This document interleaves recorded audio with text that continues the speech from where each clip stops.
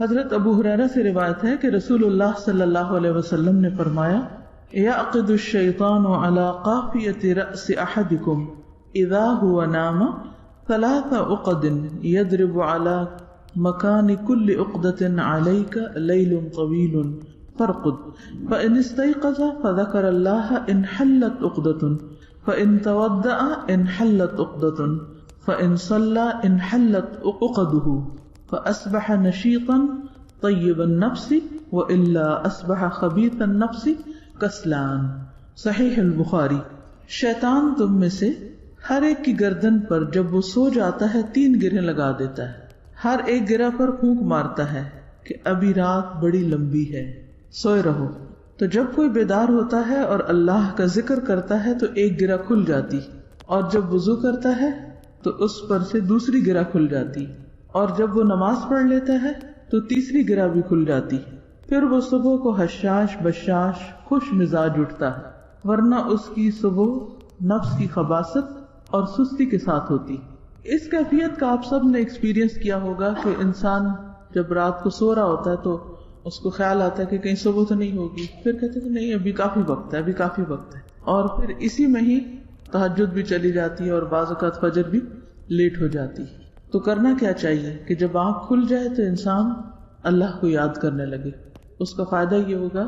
کہ اس کے اوپر سے شیطان کا اثر دور ہوگا اور اس کو اٹھنا آسان ہو جائے گا۔ بعض کہتے ہیں نا کہ اٹھنا مشکل لگتا ہے، تو اٹھنے کی آسانی کے لیے ذکر ضروری ہے۔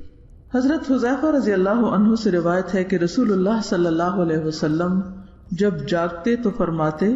الحمد للہ الذی احیانا بعدما اماتنا والیہ النشور، تمام تعریف اللہ کے لیے ہے جس نے ہمیں مرنے یعنی سونے کے بعد دوبارہ زندگی دی اور اسی کی طرف لوٹ کر جانا ہے۔ تو اس سے بھی کیا پتہ چلتا ہے کہ آپ جو صبح کے وقت ذکر فرماتے ہو اس کے بھی مخصوص الفاظ تھے، اور پھر اس سے بھی پتہ چلتا ہے کہ سونا جو ہے وہ مرنے کی طرح ہے۔ بعدما اماتنا، یہاں نیند کے لیے موت کا لفظ استعمال ہوا ہے، وَإِلَيْهِ النُّشُورُ، اور اسی کی طرف لوٹ کر جانا ہے، یعنی مرنے کے بعد جب جی اٹھیں گے تو اللہ کے حضور حاضر ہوں گے۔ تو ہماری روزانہ کی روٹین میں بھی کیا ہونا چاہیے کہ سونے کے بعد جب ہم جاگیں تو اللہ کے حضور حاضر ہو جائیں، اور کاموں کی طرف نہ جائیں بلکہ پہلے اللہ سے ملاقات یعنی نماز کے لیے اپنے آپ کو تیار کریں۔ موت کی جو کیفیت ہے یا موت کی جو حالت ہے وہ نیند سے صرف ظاہری صورت میں ہی نہیں مشابہ، کئی اعتبار سے اس میں شباہت ہے۔ نیند کے دوران ہماری کیفیت کیا ہوتی ہے، یعنی خواب کس قسم کے دیکھتے ہیں، نیند کی کیفیت کیا ہے، اس میں رات کے اندھیرے میں کیا بہت وحشت ہوتی ہے، بہت خوف آتا ہے، گھبراہٹ ہوتی ہے، نیند ٹھیک نہیں ہے، خواب پریشان کن ہے۔ کبھی کبھار تو سب کے ساتھ ہوتا ہے، لیکن کیا ایک ریگولر روٹین میں ایسا سب کچھ ہو رہا ہے؟ پھر یہ کہ